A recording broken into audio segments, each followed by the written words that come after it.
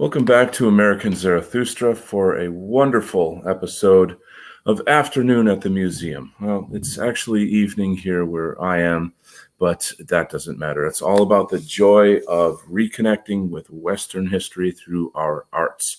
Today, we have a phenomenal guest, a gentleman that needs no introduction, the head of the White Art Collective, Jeff Winston. How are you doing today, sir? Doing good. How you doing, Donald? Thanks for Very having me. groovy. Yeah, it's awesome to have you here, man. It's bang, here we are. So we're going to, we talked a little bit before, what kind of art might be fun to look at. And so we came up with the idea of the art of the American frontier. And so it's a time, the time period we're looking at generally is the 1800s.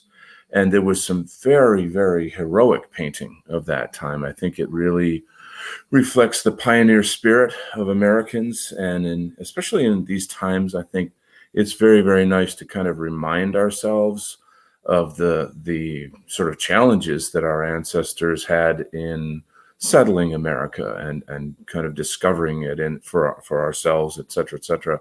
And the paintings that we'll be looking at really reflect that in a quite a beautiful way. So for people, obviously we have our own kind of niche audience here, but let's say for people who are new to you, Jeff, and the White Art Collective, what's it all about? What do you do? Well, basically, the White Art Collective is a community of artists of European descent. A lot of what we do is we bring artists kind of into the fold and we promote their work. People who come from a Western and white perspective, which is something you don't often hear these days, usually is muted in the fine arts, in music, and filmmaking, in all of the artistic spheres are very much anti-white. I think it's fair to say that at this point. So yeah, what we're doing is basically all those voices that you don't hear. We try to find those people and to help promote their work and create a community of artists for them to collaborate with. Share thoughts with, and things like that. We do different projects. Like we have coming up in a couple weeks, the Spooky Short Film Contest and Festival, which we're very excited about. It's got like $2,000 in cash prizes. So we try to do things like that incentivize people to create who otherwise might not, because a lot of people make films just for this particular contest. So there's also a lot more. The White Art Collective is prolific. It has an amazing community of singers, songwriters, visual artists, poets. Tell us about your D-Live shows for White Art Collective. Yeah, of course. Yeah, it's kind of hard to put it all into one summary. That's another big thing, and a lot of that is promotion, but also like Conversations with the Wind, which you're involved with, is a lot about reviving the art form of poetry, and having people sit and really think about these kinds of things, and really kind of analyze the writing and things, and but also just to there's, again, because like poetry and that whole world is so dominated by far leftist anti-white forces. They're just, we just decided that there needed to be a poetry show for our own folk. And Nolis does a great job hosting that, and you alongside him, co-hosting with him. We also do whack karaoke. That's kind of a funny thing, fun and funny thing for like, people kind of in the community. It's just a good way to let off some steam, and there's nothing quite as bonding as singing badly, in front of other people, singing 80 songs. I've done it many times. It look like a fool, and it's fun. Karaoke's fun. Let's see. I Rick rolled everybody on that show once. Indeed, you did. An epic moment, but go on. I apologize. No, you're exactly right. That was great. I really enjoyed that. Then let's see. We have one of our main shows is Saturday Night Live Stream, where we feature a lot our musicians, and we've featured over 100 musicians, well over 100 at this point. I've kind of lost count. We're working on formalizing our structure so we can kind of keep all this more straight. We've probably played at least 130 different musicians over the last 3 years on Saturday Night Live Stream. So, and then after that, we have a live hosted live DJ set by DJ Boxcar. We have a show called Our Culture, which is just about kind of what we try to do is pick guests that normally are more in the political sphere, and we try to bring them into the cultural sphere to talk about things that they like culturally and that interest them culturally. Kai Murros was one of the big ones that we did. Yeah, he's a very Giant. interesting, prolific character, great orator, great writer. But let's see. Can you think of any of the other ones, Donald? I'm kind of drawing a blank. Well, yeah, I know. So we have okay. So Monday, Friday, Saturday. What days and times are the D Live shows on? Oh yeah, whack. So the Saturday night live stream that starts at 9 p.m. EST, which would be 2 a.m. GMT across the pond, and then an hour after that, 10 p.m. Would be the Dance Squared. And then on Monday, actually, we have Whack Monday Madness. What we're doing on that show, it's another music show where we feature music of just like a particular genre. We just did pop music last week, and then the week before that we did electronica, did metal before that, stuff like that. And then Conversations with the Wind, that's coming back November 7th, and that'll be on every other Sunday. This will be the third season of that, and it's every other Sunday at 8 p.m. EST. Yeah. That's a poetry show, by the way.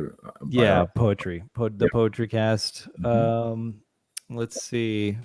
Yeah, I should have the list in front of me. But that's Bad Optics. I'm sorry. The film review show hosted by Lord Wolfshield and the lovely Hyrith. That is about once a month. We haven't done one of those for a little bit. Some of them are, we just kind of do it when we can because everybody's so busy. But that's another great show.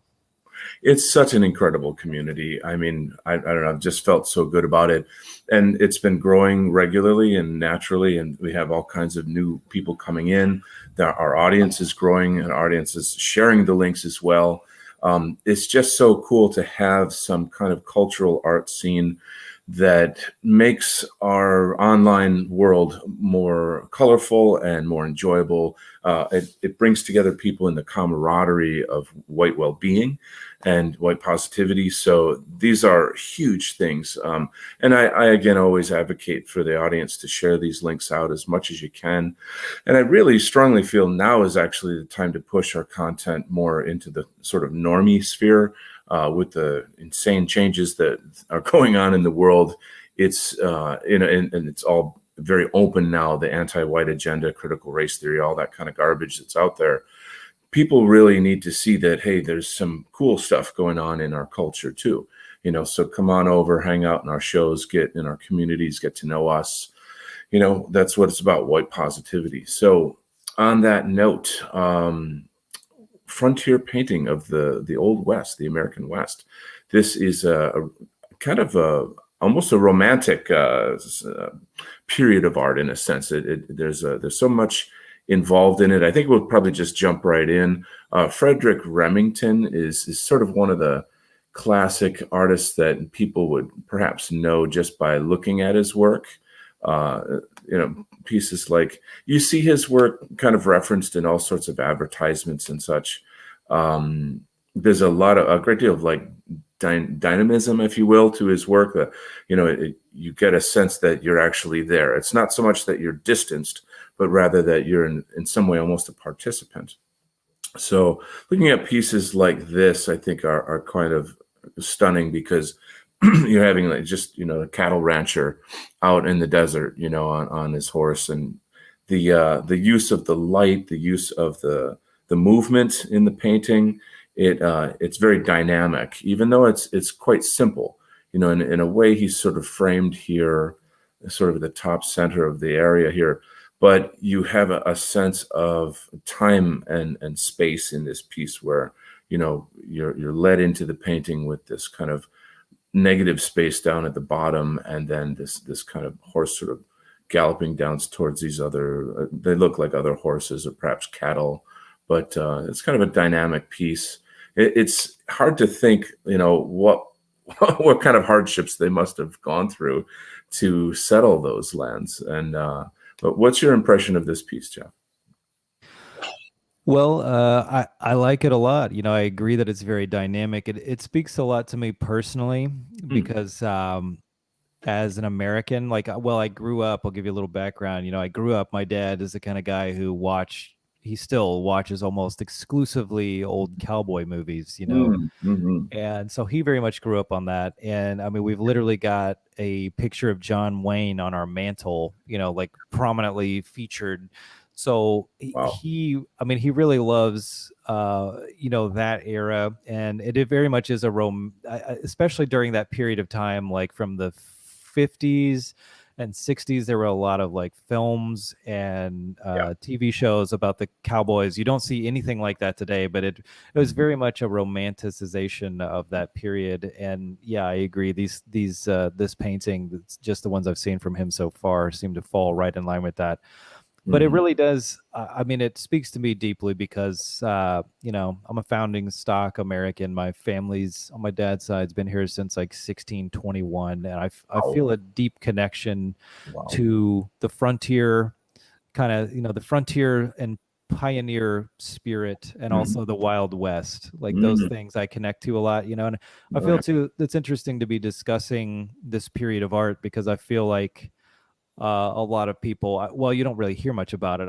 You know, I'm not as well versed in those circles as you are, but it seems like something that's not really taken terribly seriously as being uh, you know, as legitimate as other periods or maybe a lot of European art and things like that. But these kinds of things speak very deeply to me personally because of what they symbolize.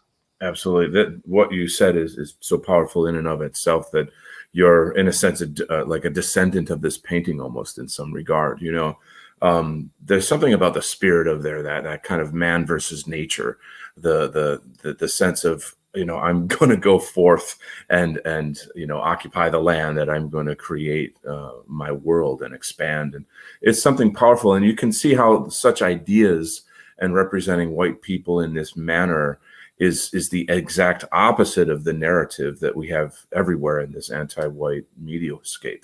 So yeah, and on the topic of say like old westerns and those kinds of TV shows, I've actually gotten into that quite a lot myself in the past year. It's the time when these kind of cowboy TV shows were popular, I'd say the 50s and the 60s. And they're 50s, 60s TV shows, so they have certain what would you say, just kind of tropes and basic ways of kind of speaking about ourselves, and they're very sort of they have a lot of Christian themes in them, and they're very wholesome. There's so much to them that's actually extremely enchanting and very clean. It's very, very nice to see a TV show in which our people are made heroic, and our people are shown in a strong light where we and it's human too. I mean, there's foibles and comedy and romance and various other aspects to the cowboy lifestyle, if you will. Um, but it's something that I really feel people should get into. I feel, this is something that our people specifically, we have so few options in terms of positive media nowadays.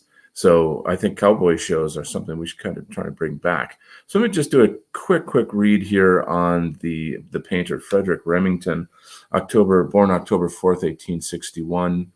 Um, Frederick Sackrider Remington was an American painter, illustrator, sculptor, and writer who specialized in depictions of the American Old West, specifically concentrating on scenes from the last quarter of the 19th century in the western United States and featuring images of cowboys, American Indians, and the U.S. cavalry, among other figures from Western culture. Remington was born in Canton, New York in 1861 to Seth Pierpont Remington and Clarissa Clara Bascom Sackrider. His paternal family owned hardware stores and emigrated to Alsace, Lorraine in early 18th century, and on and on. You can learn more about him.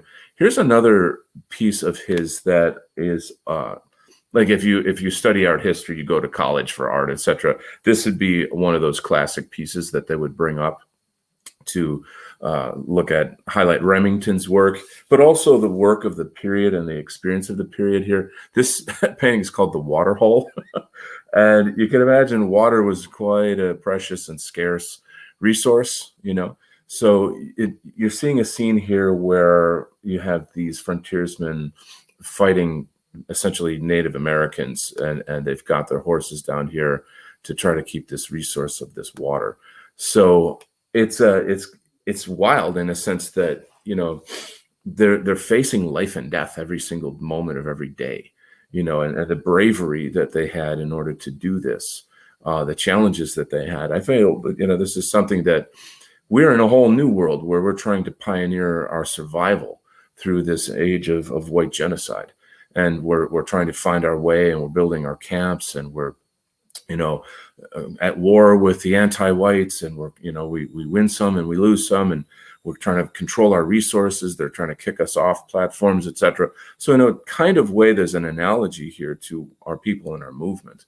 But to look at this technically, there's some interesting things happening. So it's sort of an asymmetrical painting in a way. Of course, you've got this kind of central circular shape here that's the focus here. Seems like maybe a lot of his work has that kind of like something is kind of framed in the center here.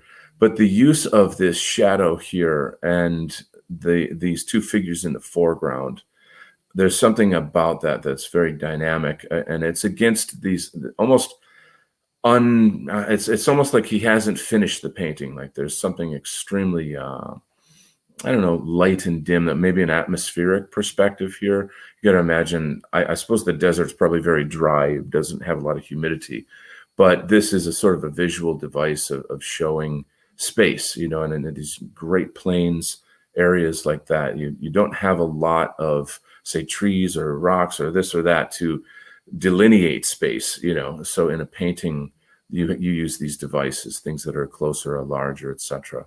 And I don't know. I find it kind of powerful. I always sort of identify with the people in the painting to some degree and try to get a sense of what was it like to be there.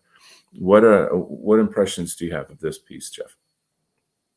Yeah, I agree with what you're saying as far as all of these are basically like these guys were constantly in the life and death situations. Everything was survival, even just to defend the little watering hole that was the only watering hole within who knows how far. Yeah. It's very interesting, and as far as comparing it to our current moment, I'm sure we could pull a metaphor from it, like you said, but it's a very different kind of struggle. It's a more cerebral, like an internal kind of struggle, almost kind of a spiritual struggle. It's a meta struggle. Wow. I wish it were this easy. I wish it were this clear who was against us and who is with us, but it seems like a constant struggle to find out who really is working on your side. And sometimes people turn on you, and it's such a fascinating, I think that's part of the romanticism of this era, is that even though life was very hard for people at this, on the Pioneer and in the Wild West, like it was tough, but I think things were very clear. And I think one of the reasons, it's clear who's with you, who's against you. And I think that a lot of people romanticize it because it's before there were a lot of rules, like it was the wide open spaces, and, like they're just huge, vast amounts of land and territory.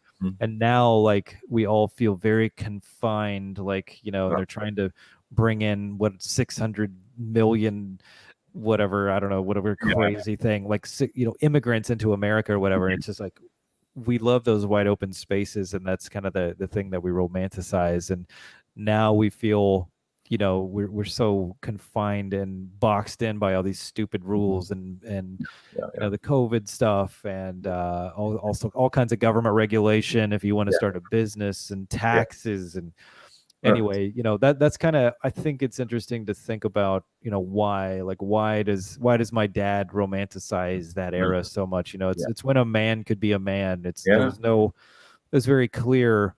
If you were really a masculine man, then like you could show that. It was easy to prove that out out in the world, and it was Yeah. is you could earn respect in that way. And Sure. now the path to those things is not quite as clear in this like hyper modern, Right. Right. postmodern world. I would say like the most beautiful thing about this painting is the complete absence of government. you know, Yeah, right. because it's in a sense this is like a portrait of freedom in its most raw form.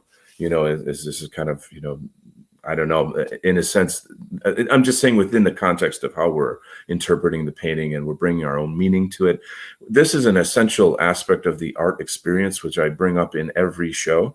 The art experience is what we're doing here. So we're looking at a work of art and we're responding to it. And then that triggers interesting ideas, interesting conversation.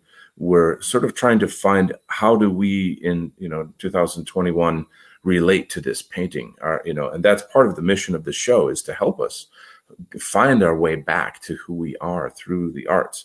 So it's quite a powerful topic, and I think a lot of different people could have different things to add to that topic, the sense of freedom here. And certainly these guys were right on the edge of going out and making the most of their freedoms. So it's quite powerful stuff. I'm going to pull up another screen here. We're going to kind of browse through some different pieces. There's really a lot in this genre, and a lot of it's not like the work we were just looking at is kind of dry. It has a sort of a raw, difficult life of the cowboy. It's just the truth of their lives. So, although maybe there's we add romanticism, but there's other painters that are more painterly and see and show the beauty of the land. That is a really, really essential thing. So from a technical perspective here, the use of yellows and blues in this painting are exquisite. They're very, very sort of like deftly painted. It's not a kind of piece that needs to be airbrushed, so to speak, but rather you can see the paintbrush marks, etc., and that has a certain raw, natural quality to it. And then the scale of man within the landscape, there's something divine there. There's something kind of spiritual, I guess, for lack of a better term, is this relationship between man and the land, and all peoples wherever they're from have a relationship with the land, and the land and the people are one in some regard. So just these the tradition of landscape painting in the Old West, etc., and just the genre of the Old West is really something special as well here. So I wanted to kind of have a look at some of these pieces here. Here again, there's sort of the human element where you've got a man on a horse. The painting in a sense is really more about the landscape, but there's that question of like, well, what's our place in nature? These kinds of things. And you would almost say like this piece right here is kind of almost impressionistic. It's not like lily pads and like ladies in gowns in the Paris theater and that kind of thing. It's sort of the impressionism for the cowboy in a way. So how does this piece feel to you? Well, I definitely like the colors, like you're saying. Yeah, it's the last guy, Remington, he seemed like it was a little bit more raw. The edges were a little rougher. This one seems to Yeah, be a little bit smoother. The color is like a little bit um more I feel like a like kind of muted. Yeah. yeah. Mhm. It's but I like that. That's interesting, like what you're saying. It's funny because he's always putting like a guy on a horse with this like beautiful backdrop. It's Yeah. almost like, you know, to get to the person to like, here's, like you said, like here's how you fit into nature. Like it makes you, I think one of the things people romanticize is that like feeling small against this just like majestic and beautiful backdrop, like it puts you in your place kind of in a way, Yeah. It's very and humbling. yeah, and but yeah, I like that. I like that sense, that uh Mhm. I personally like to kind of feel that way, so I can see where he's kind of coming from. Is Mhm. this now, these are two that both from the same guy? Yeah, Edgar Payne. Um, the themes here I just wanted to kind of look at. We're going to look at some more landscapes as well. But here's an interesting point to bring up. So here's the kind of the line between fine art and illustration. So the Remington work, it's definitely fine art and illustration in that illustration tells a story. So you can see, the Waterhole. Okay, there's a story here. That could be a scene in a Western film. These pioneers, these guys out in the desert. They find a watering hole. They're just in time to save their horses, and suddenly they get ambushed by, Apache or something like that. It's got a narrative to it, right? And the way that he paints those things pull you right into the scene. You're not in the audience; you're in the battle. So, as something like this is more kind of calm and pastoral. Think of paintings like songs. A song it's got an intro, it's got rhythm, it's got a chorus, it has an outro, something like this. And the colors are the different notes. So, here you have this is primarily a cool painting because it's mostly blues in it. You feel a lot of that. But then in the foreground, you have it's brighter. Green is also a cool sort of cool palette, but yet it feels a bit warmer in the foreground. So the contrast of those two areas are kind of like the contrast of, say, the verses and the chorus, something of that nature. So it's just my way of kind of, using language, I suppose, to help people kind of enjoy the artwork a bit more. Sometimes I don't know. So how do you like this piece? Oh, I like it. Yeah, and I can see what you're saying. It looks like this one has the cooler kind of palette than Mm, the other one does. The other one seems to be a little bit warmer. There's more reds. It's kind yeah. of orangish. Now Um, this is like a study of that painting, which is quite fascinating because if you notice the difference, right, it seems like quicker, more like a notation, rather than this one is more finished. That you can really feel the rock structures and these various. The foreground is more in focus, also, by the way, so that creates that illusion of depth. So these are the issues that people in the fine arts want to use in terms of like how do we make a good painting. So yeah, let's look at a few more here.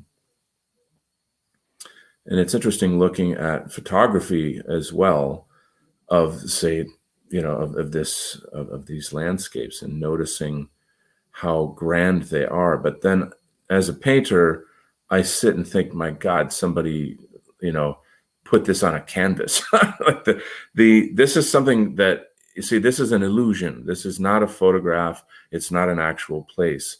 It's a bunch of pigments and oils on a canvas.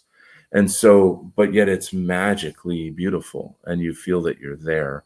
And so I always feel like this is something about the visual arts and painting in particular that represents the greatness of our people, that represents the greatness of our civilization. We look at architecture, we look at classical music, we look at the sciences, and those are really amazing accomplishments. Painting in the Western world is also something that's a great, great, great accomplishment, but has been sort of, I don't want to say destroyed, but kind of mangled by modern art, or let's say contemporary postmodern art, which is why we're kind of taking a step back and looking at these works. How do you like this one? What would you give it? A 1 to 10? What would you give this piece? well, hard to rate, because it's hard for me to rate this kind of thing. I mean, I like it. I think it looks really cool. I really was just appreciating the way that they captured the lighting, which is Hmm. neat. It Hmm. seems like, it looks like it's happening at dusk, and like the middle rock there has the bright sun still on it, but you see a lot of shadow on a Hmm. lot of the others around it. Hmm. Really did a good job of with that. And Hmm. I think what do they call, like dusk is like the golden hour when you get Yes. the most dynamic Yes. lighting. It's great for film, it's great for photography, it's great for painting. It's I think they captured that really well.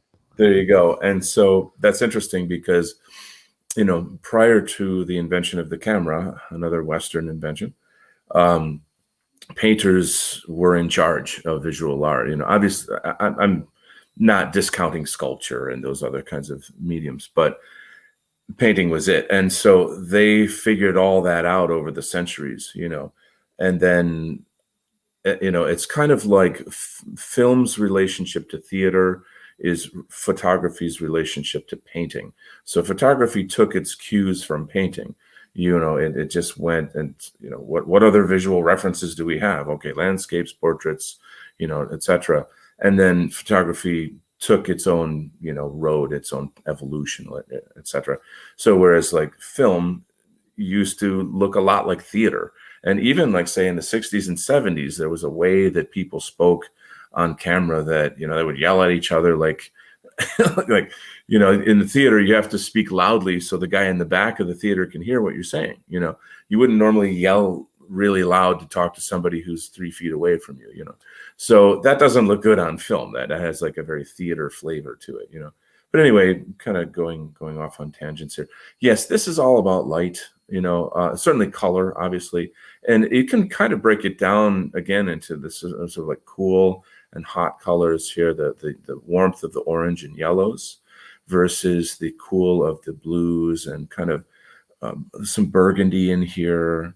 It's just to me, this is a symphony of color. That's what I would call it. So let's look at a few other pieces. I think this is a photograph, actually. Just maybe it could be a good comparison. I can't actually tell if no, I think that is a photograph. So let me move on here. Now, this piece here is a bit more abstract. I'm not 100% sure that I like that. I think the artist took some liberties with color, like the use of the reds, and the use of the paint. It's I don't want to say sloppy, but kind of looser or aggressive in a certain way. Do you think that this works, or do you feel that this kind of loses the spirit of the landscape tradition? That's a good question. Like for me, I mean, I think it looks cool, and Mm. I can see in the context. I don't know if I was just looking at it by itself. It might take me a minute to figure out what it is.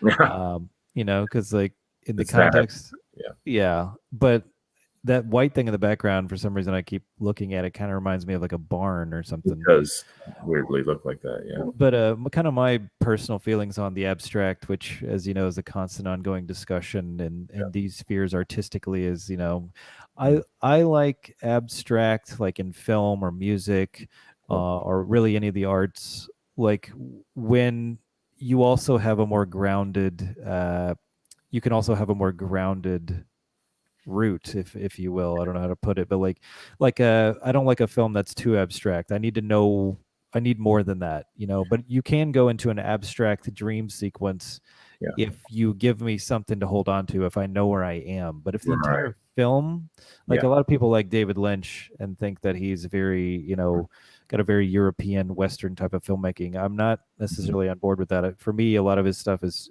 too abstract. Like I never feel like I know what's actually happening, and some Yeah. people like that, and or maybe they just see something I don't, I'm sure.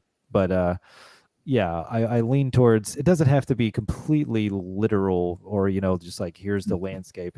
To me, like you're taking like the perfect frame. You are transcending the reality of that Hmm. scene when you paint it, or whether you film it or you make a song about it or whatever it is. Hmm. But there's a place for abstraction, but it's a fine line, in my opinion. That one, I would take the other ones over that, to Yeah. be honest. Yeah. I'm hearing that. It's funny. It really is a very, very fine line. If it's done well, it can be stunning and like, oh my God, how you can say more with less. But if not, then it tends to be kind of sloppy. It has a sort of a Yeah. kind of a look to it. And it depends on what you're abstracting, because like a landscape doesn't really make sense to me, like because it doesn't really have any context. But if it was some kind of like dreamlike kind of a thing that you know what I mean, like that would make more sense to kind of have abstraction. But like with a landscape, it seems like you to me, I just want to see the beautiful landscape. Mm-hmm. So if I can get this piece up, hopefully this. Okay. Let's see how well I can show this piece or not. If Pinterest will not well, let me go. Okay, so this piece here is kind of a good example of something that is like, I guess, semi-abstract. So this is maybe somewhere in like Utah or something like that. We have those bizarre stone structures. Here you can see the sky. I don't know how well that's going to work. It's yeah. I mean, if you look at it sort of too close, it almost has like that abstract cacophony of lines and colors and such. But yet you do get like, oh yeah, that's a landscape. So I don't know. I feel as if that has its place, but let's try to get back more to, the kind of Western style paintings that we were looking at. This piece here is quite lovely. 1870. This is William Herbert Dutton, born in 1878. This is, I won't, it's not abstract, but it's stylistic in a way. So let me zoom in a bit so that people can kind of hopefully get a little better view of it. So these trees are stylistic. They almost look like they've been carved that way, and there's a kind of a rhythm to the movement of it that you can see the paint strokes in the painting. So it's kind of like a heavy, fat, wet, thick paint on there. And I don't know if this is perhaps a Native American woman down towards the bottom there. Adds a little bit of a human element. Again, it's slightly asymmetrical kind of balance to it. But it's charming. I think this is a charming piece. So not all of the kind of Midwestern frontier painting is about struggle, and kind of like,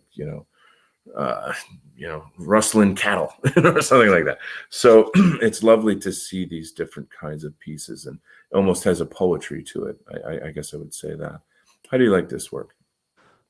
It's interesting. I like it's very rounded. There aren't very many sharp corners or edges in this one. That last one was actually the hole into the sky kind of reminded me of an eye, but yeah, the kind of semi-abstract one. But this one, unlike a lot of the other ones, it's just everything is very round. Like the trees seem unnaturally Right. round, and even these, I guess they're like bushes, Yeah. kind of up here, and then the background. Everything is, to me, that kind of, a lot, you see a lot of the landscapes and things from the Western paintings and things, and a lot of them are very jagged. They're beautiful, but a lot Yeah. of the mountains and the rocks are very sharp. So it's kind of interesting that this has very rounded corners on like every element of it. So it does have, it has a nice comfy feel to it.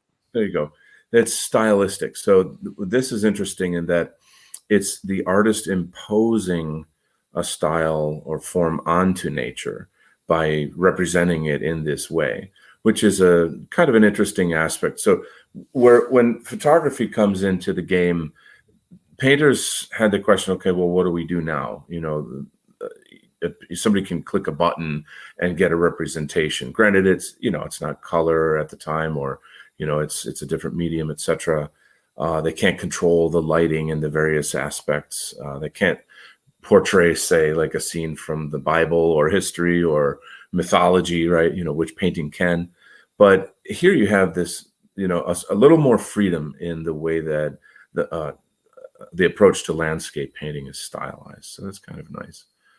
Let's look at some other works here. I like the color in that one too, like the green and yellow kind of tint on everything. Yeah, this is, again, I feel like color, for me, I think of color as sort of corresponding with flavor or tones in music and this kind of thing as well. You know what? I'm gonna jump to another page where we don't have so much of that. There's a great artist named Albert Bierstadt who we're going to look at next. He again is one of these. For this genre, he's one of the big dogs. So we'll take a look at him, and maybe I'll go back to first page here and see if we can kind of scroll through here a bit. This he does these grandiose paintings of nature, Sierra Nevada. Let's see if I can enlarge this for us a bit. there's a lot of websites out there that sell prints and things like that. So these are good resources. But talk about scale. I mean, gosh, now paintings like this, the original paintings are somewhere about maybe 6 to 8 feet long. They're quite large. They're very, very large paintings. So when you're standing in front of this physically, there's an actual sensation of the grandiose dynamic nature of the painting of the scene. And I would say this does look slightly romanticized, with the use of the clouds and these mountains here. This has almost the Lord of the Rings kind of flavor back here. You have to wonder, was this an actual place, or did he add these mountains into the background? You know what I'm saying? So I believe that the job of these painters, how they were funded, was to go out and make paintings and then bring them back to the East Coast or the Midwest where people were settling, and had a sense of, this is this amazing world that we're in and how beautiful it is. Of course, there's always a kind of a religious undertone at that time, and, the greatness of God and in nature and these kinds of things as well. What's your impression of this piece? What year did you say this one was? This particular one, I only know when he was born. I can't. He was born in the early 1800s. Okay, So cool. probably mid 1800s. I really like this one a lot.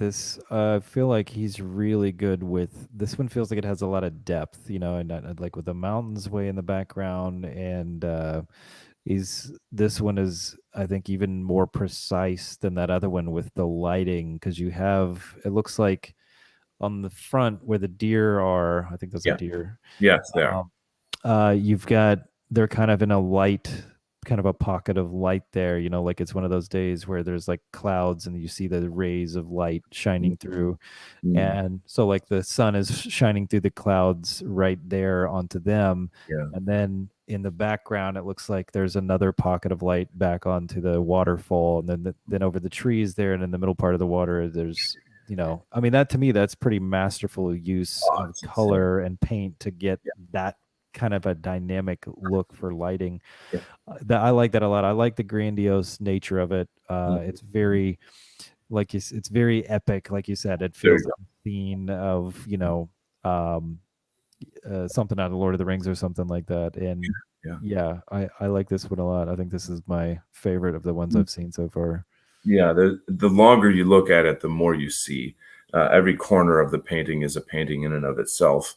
Something that I find quite fascinating is how he was able to paint the sort of the shallow end of the water there. You can still see it's kind of like a greenish tone there where the deer is walking in and drinking some water.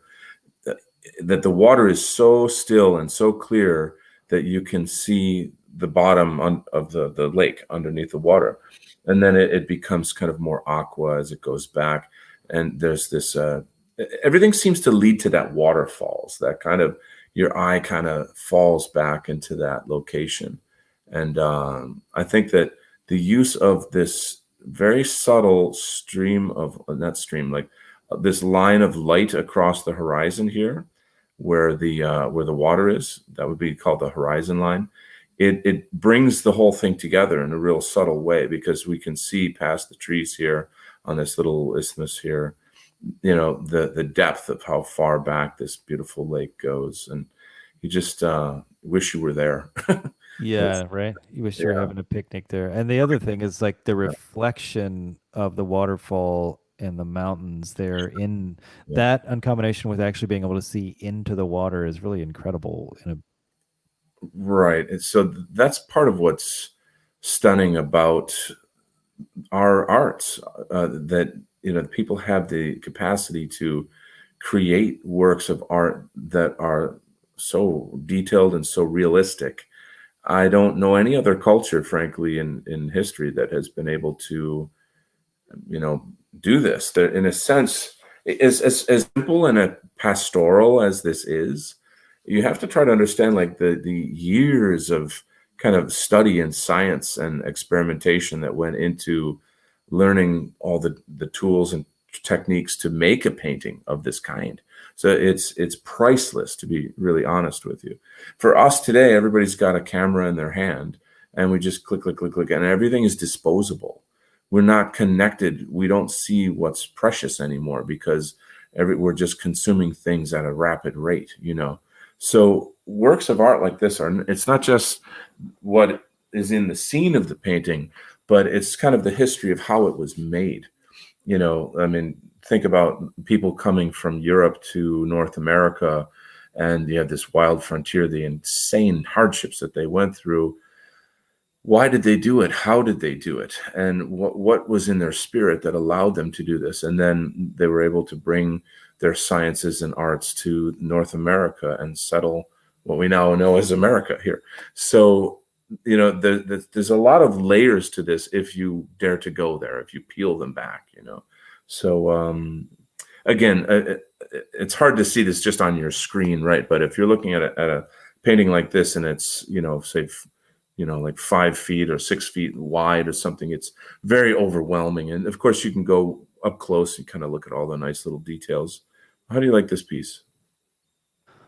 This one's very cozy, not as epic as the other one, but I mean, you can still see the depth, his ability with lighting. He's kind of doing something similar. It seems like he really likes to do the clouds where there's always kind of a partial cloud covering, and the sun Mhm. is always shining kind of on what he's wanting you to mainly focus on. Seems like the homestead there is, and I can't see, is there somebody down like a dock on the water? Yes, I'll zoom in a bit here. That was a point I was going to make, is that a lot of other painters, they would have done a close-up of this, or a close-up of the house, or the people on the carriages, etc. Whereas his choice of composition is to stand quite far back. And in a sense, what we're looking at is there's a sort of a curve here to this painting where you have a road in front of you on the bottom right, and it's a little darker, and then it curves, obviously goes towards the house. But then the line of these trees lead our eye back into this kind of negative space, which then the eye naturally will fly up into the sky, and that's where you kind of, there's a sort of a natural tendency for the eye to go between positive and negative space. Positive space being the actual physical objects, the trees, the house, the land, etc., and then the sky being something more open. So that gives the painting some breath. You know, if it were just millions and millions of trees and leaves, and you know, it's overwhelming to the eye. It's kind of like noise, you know. Whereas a piece like this, it feels very comfortable. There's a sense of coming home, you know, when you look at it, I feel. Yeah, for So sure. I mean, that's what I immediately think is it's a very cozy. I mean, it is it's still epic because that just seems to be his mode, but it's like a cozy homestead, and I like how he likes to stand back like that. It gives you that perspective of like this cozy little homestead in this vast, you know, beautiful landscape. I like mhm, that. mhm. Which is different in orientation from, say, Remington, who we looked at earlier. That, you know, Remington, like, he thrusts you right into the painting. Here's your gun, go. You know, like, that's like you know, you're living it, you're surviving it. Now, Yeah, and here's one quick thing that's kind of interesting. I like that, you know, I like the grittiness of that. It's interesting too that his name is Remington because that's actually a, you know, done. a gun manufacturer and ammo manufacturer. I don't know if there's any connection relation there, but just kind of I should look that up. That's a good question. There's really so much to look at on this particular one. I'm getting a little bit overwhelmed, but let's let's I'm trying to pick between, if you have this kind of fall scene, maybe I'll zoom in a bit. It's a fall scene.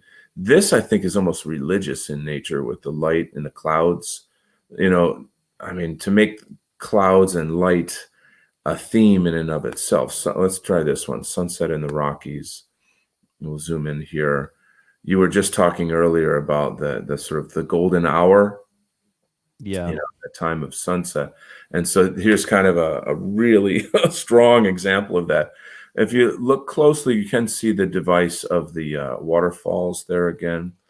Um, how does he create space? You've got this kind of foreground.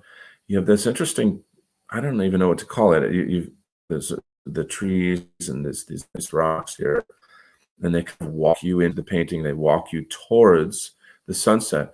But then this mountain cliff here, where the sun is kind of just slightly behind it, that's super significant to the composition. If that weren't there, it would almost be too much. It's almost kind of hiding the sun in a sense. It's creating a little bit of a dynamic there where maybe it's creating more intrigue to that part of the painting. It also balances the painting out because you've got all these giant mountains over here. So the kind of gold or orange gold is very bold in this piece, I would say, for its time anyway. What are your ruminations on this one? I think one could write poetry just looking at this painting. Yeah, no, this one's great. Yeah, again, he does. I like how he's using this. It's cool that he put the sun just partially behind there because it give the shadows. Again, he likes to do the reflection on the water so you can see the shadows, Yeah. um, and always with the beautiful sky. I like the combination of orange and Mhm. dark orange, and then the kind of the blue into the sky. Yeah. Yeah. Orange is my favorite color. Huh. um I like the fall. I was intrigued. That fall piece looked Right. intriguing as well. But That's, this yeah. is a really beautiful piece. I almost feel like there's something kind of lonely and contemplative about it. Now, this comes back to what I was talking about called the art experience. The art experience where you bring something to the painting. It's not just a dead piece of canvas on a wall. It's in a sense, it's you that is the art. There's something in you that you bring to it. What is your relationship to this painting? And that's a question for everybody, who's looking at a piece. And, how are they relating to this? There's no real human element here, right? There's no house. There's not even any animals that I can see in this piece. So to stand there in this solitary way facing the end of day maybe has a theme of perhaps contemplating death, the end of life, perhaps. I don't know. I mean, I'm bringing that to the experience here. But as I do that, my experience of the painting becomes more enriched. And so again, that's the art experience. So this is again why we try to have this show and these kind of conversations, is to teach people in a sense. I don't want to say teach, that's not quite the word, but to lead people towards the art experience where they can surrender to a piece. When you look at a film, you suspend disbelief, right? When you watch a magician, you suspend disbelief. You willingly do that. Well, you can do that with a painting as well. It's, you kind of let yourself enter it, fall into it, and surrender to it in a sense. So yeah, these paintings they're not, about like, feminism and war and, all these kind of like the themes that trouble us today, but rather nature, beauty. Oh crap, I just lost the scene here. Hold on. See if I can get back to that. And I think there's something healthy about that. There's something sort of comforting. How do you like this piece? Oh, I like this one a lot. I love the fall, and looks like we got some cattle there in the water.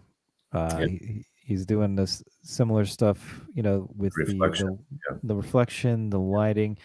I like the kind of the deep purple of the sky. It feels like a more fall type sky. It's getting kind of gray and darker blues, but yeah. I really love the color palette of the fall, the red, the yellow, the orange, Right. brown. I think Mhm. he really did a masterful job of that, but you still got the green grass and some of the green trees. And yeah, like you're saying, it is, for me, it is nice. I like this era, and just in general, I feel like a lot of the modern art, there was shoehorning some ideology into it, Mhm. or there's supposed to be some super level of depth that you don't understand, or as artists people feel they have to do something like that. I Mhm. just like, this is just beautiful. It's just a beautiful idyllic scene of some Right. cattle Right. in a lake or a river Yeah. during the fall. It's like, I like, it is what it is. It's just an Mhm. amazing Yeah. idyllic scene. And You, you I appreciate that kind of thing. you bring up a really, really key point. the notion that people are, in a sense, not able to understand art, modern art, contemporary art, is alienating the public from art itself, and that makes it the domain of the leftist elite. And if you've ever tried to read an art magazine and look at like the critique and the gibberish that they use, it's mind bending. It's actually kind of painful. A, a little story: when I was getting my art education degree, one of my teachers, kind of as a joke, put together a cheat sheet of how to talk about art, and you would have like 3 parts of a sentence and a vocabulary list, and they were meant to just be like things that didn't make sense but made you sound really smart, like that kind of thing. And I should have kept it. I don't know where it is, but I sort of lost it. Anyway, it's just funny to be able to, impress people at parties with art jargon. But Yeah, I mean, even the critique is the language around it is abstract. Like words don't really mean anything anymore. The way that the shapes and the colors just become non shapes and non objects in an abstract painting. Like kind of the yeah. language around it is similar. And I've not been as deeply in that world particularly, but I know enough to stay the hell away from it. Yeah, it's interesting. I'm just kind of looking around at different stuff here. I find something interesting too. I do feel that it's relevant to bring up the topic of sort of the Native American presence in early American art of this kind. Um, there's some wonderful things about it. There's some tragic things about it. It's just, in some way, I do feel that these artists, this era, looks upon these people in a way that I think mostly is respectful. It's a deep topic, but I just thought it's worth kind of bringing that up. Winslow Homer is one of the. I'm trying to find like a good example. The color on this one is a little.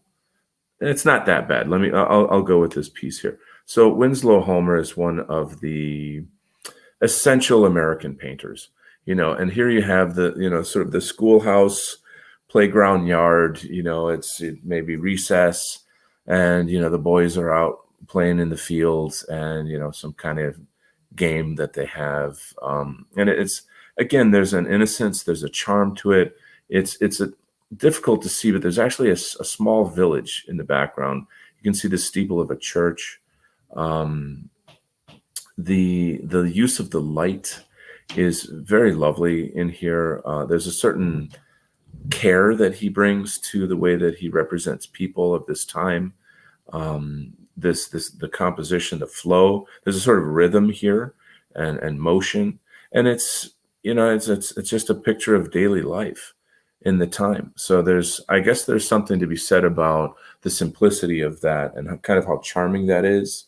And then maybe we can reflect upon our lives today, and think through like what do we need to do? Should we be more, should we kind of try to return to nature? How can we reflect on this piece? And what impressions do you get from it? What are your thoughts, Jeff? Well, I mean, I like it a lot. Yeah, I think it looks like like you were saying, very well done with the light, and I like how he's treating the subject. It seems to be in a favorable way, which you don't see these days. I like Right. the flowers here in the foreground, or Yeah. closer. Right. That's a really cool use of color that you're not seeing anywhere else. Yeah. Everything else is mostly white and red, Right. green.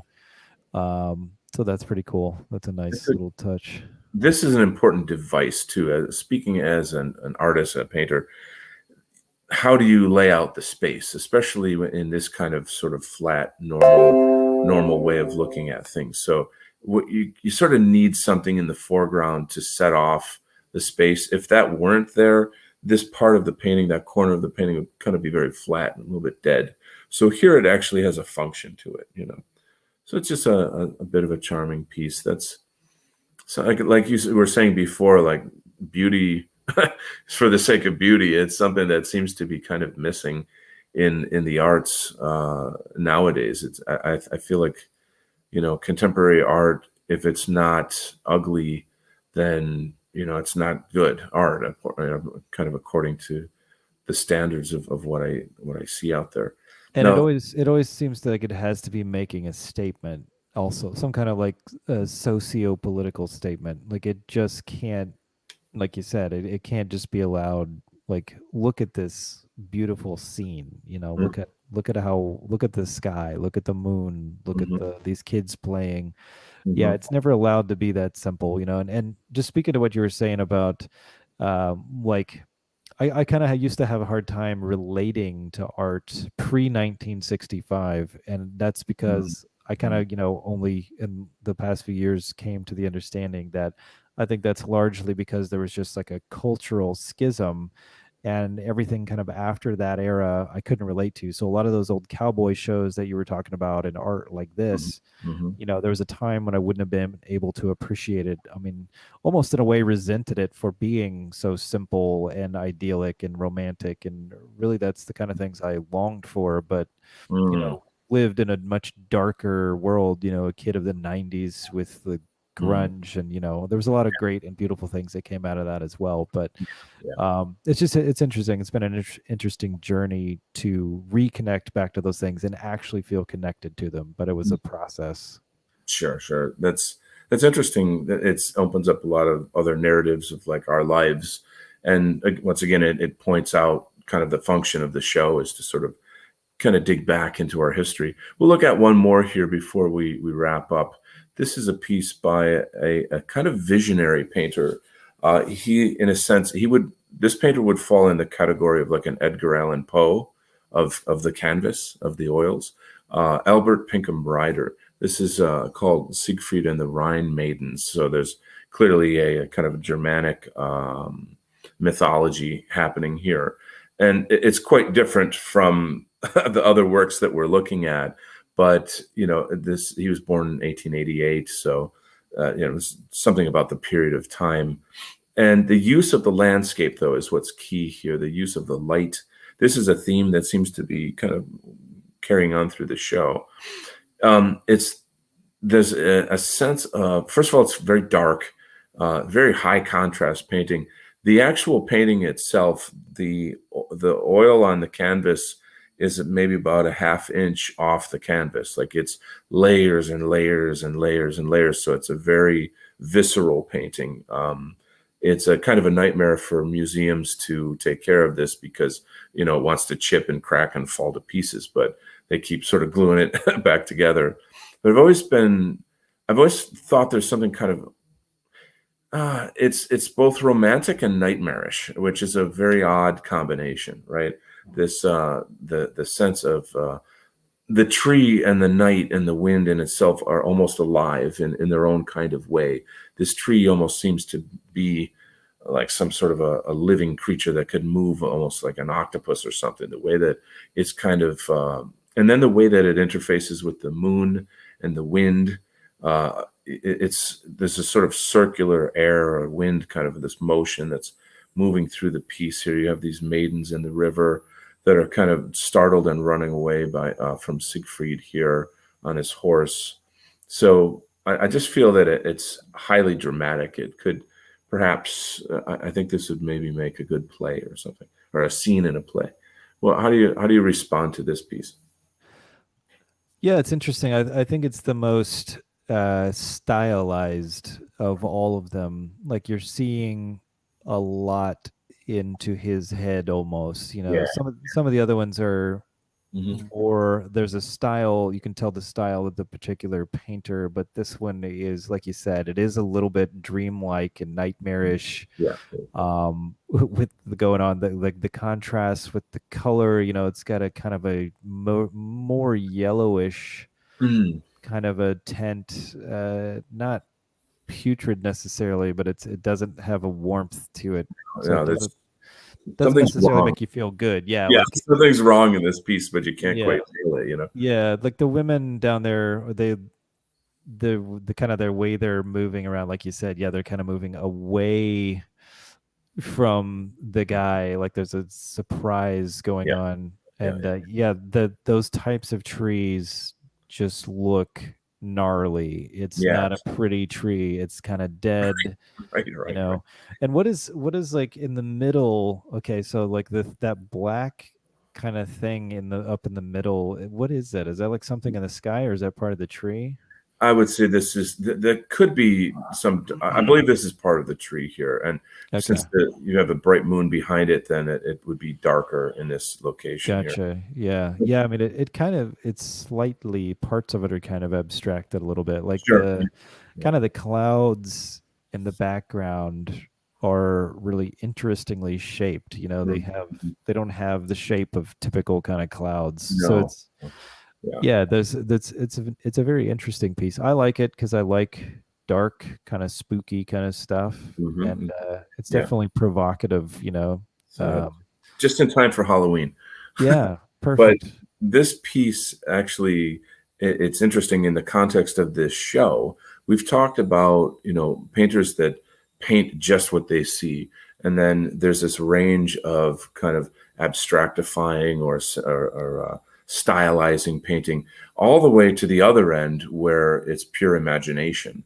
And it's which I believe this is. I mean, it's a mythological story. So he's using the device of nature. He's using the devices in painting such as light and shadow and form to create this kind of angsty drama. And it's kind of magical. I feel like this is it's just interesting, I think, for the audience and for the context of the show, to show that range, that artists have that range, visual artists have this range of being, straight realism all the way into pure imagination. So it's kind of a neat experience.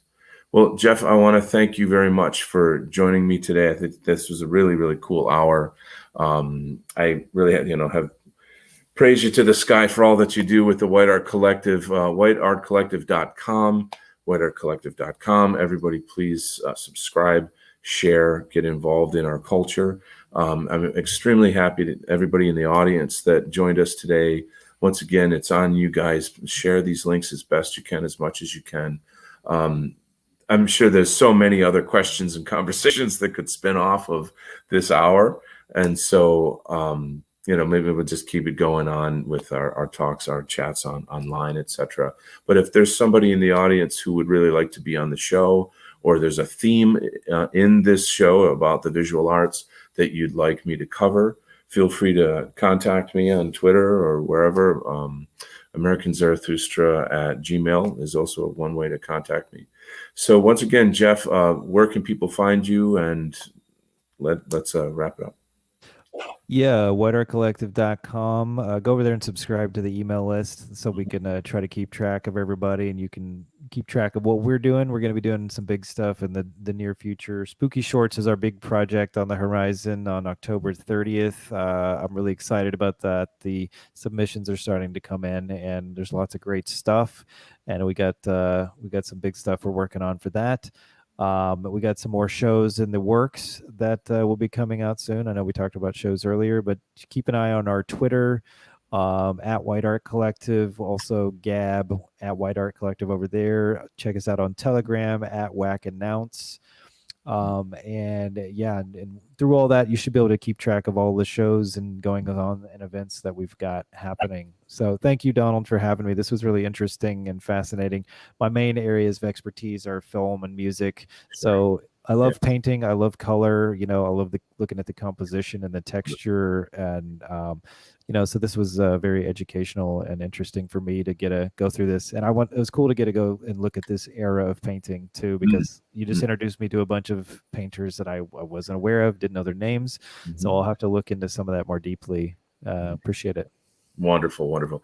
And so thanks so much, Jeff, for coming. Thanks again to the audience. God bless you guys. Take care, and we will see you next time on American Zarathustra.